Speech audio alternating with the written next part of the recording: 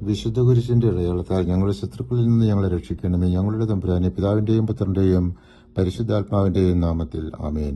വിശുദ്ധ മത്തായി 20-ാം അധ്യായത്തിൽ യേശുവിന്റെ ഉപമകളും ശിഷ്യത്വത്തിന്റെ വിനയപാഠങ്ങളും അവന്റെ മരണത്തെക്കുറിച്ചുള്ള പ്രവചനവും ഉൾക്കൊള്ളുന്ന ഒരു പ്രധാന അധ്യായമാണ്. ദൈവരാജ്യത്തിലെ നീതിയും വിനയവും യേശു മുന്തിരിത്തോട്ടത്തിലെ തൊഴിലാളികളുടെ ഉപമ പറഞ്ഞ് ശിഷ്യരെ പഠിപ്പിക്കുന്നു. രാവിലെ, ഉച്ചയ്ക്ക്, വൈകുന്നേരം എന്നീ മണിക്കൂറുകൾ കഴിഞ്ഞ് വിളിച്ചവർക്കും ആദ്യം വിളിച്ചവർക്കും ഒരേ പ്രതിഫലം ലഭിക്കുന്നതിൽ മുറുമുറുപ്പ് പ്രകടിപ്പിച്ചവരോട് യജമാനൻ പറയുന്നു, എന്റെ വസ്തുവകകൾ കൊണ്ട് എനിക്ക് ഇഷ്ടമുള്ളത് ചെയ്യാൻ പാടില്ലെന്നോ? ഞാൻ നല്ലവനായതുകൊണ്ട് നീ എന്തിനസൂയപ്പെടുന്നു? യേശു പഠിപ്പിക്കുന്നു, പിമ്പന്മാർ മുമ്പന്മാരും മുമ്പന്മാർ പിമ്പന്മാരുമാകും. യേശു 3-ാം പ്രാവശ്യം തന്റെ മരണവും ഉയർപ്പും പ്രവചിക്കുന്നു. അവർ അവനെ മരണത്തിന് വിധിക്കുകയും വിജാതിയർക്ക് ഏൽപ്പിച്ചു കൊടുക്കുകയും ചെയ്യും. അവർ അവനെ പരിഹസിക്കുകയും പ്രഹരിക്കുകയും ക്രൂശിക്കുകയും ചെയ്യും. എന്നാൽ 3-ാം ദിവസം അവൻ ഉയർപ്പിക്കപ്പെടും. 20-ാം അധ്യായം 19-ാം തിരുവചനം. യാക്കോബിന്റെയും യോഹന്നാന്റെയും അമ്മ അവരുടെ പുത്രന്മാർക്ക് യേശുവിന്റെ രാജ്യത്തെ പ്രത്യേക സ്ഥാനങ്ങൾ ചോദിക്കുന്നു.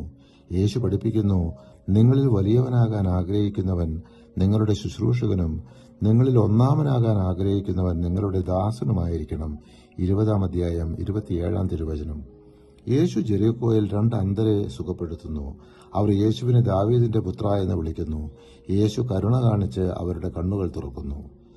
വിശുദ്ധ മത്തായി അധ്യായം 21-ൽ യേശുവിന്റെ ജെറുസലേമിലേക്കുള്ള വിജയപ്രവേശവും ദൈവാലയ ശുദ്ധീകരണവും വിശ്വാസത്തിന്റെ ശക്തിയും ഉപമകളിലൂടെ നൽകിയ മുന്നറിയിപ്പുകളും ഉൾക്കൊള്ളുന്ന ഒരു പ്രധാനപ്പെട്ട അധ്യായമാണ്.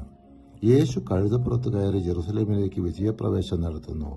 ജനങ്ങൾ ദാവീദിന്റെ പുത്ര ഹോശാന എന്ന് വിളിച്ച് സ്വീകരിക്കുന്നു. യേശു ദേവാലയം ശുദ്ധീകരിക്കുന്നു. വ്യാപാരികളെ പുറത്താക്കുന്നു.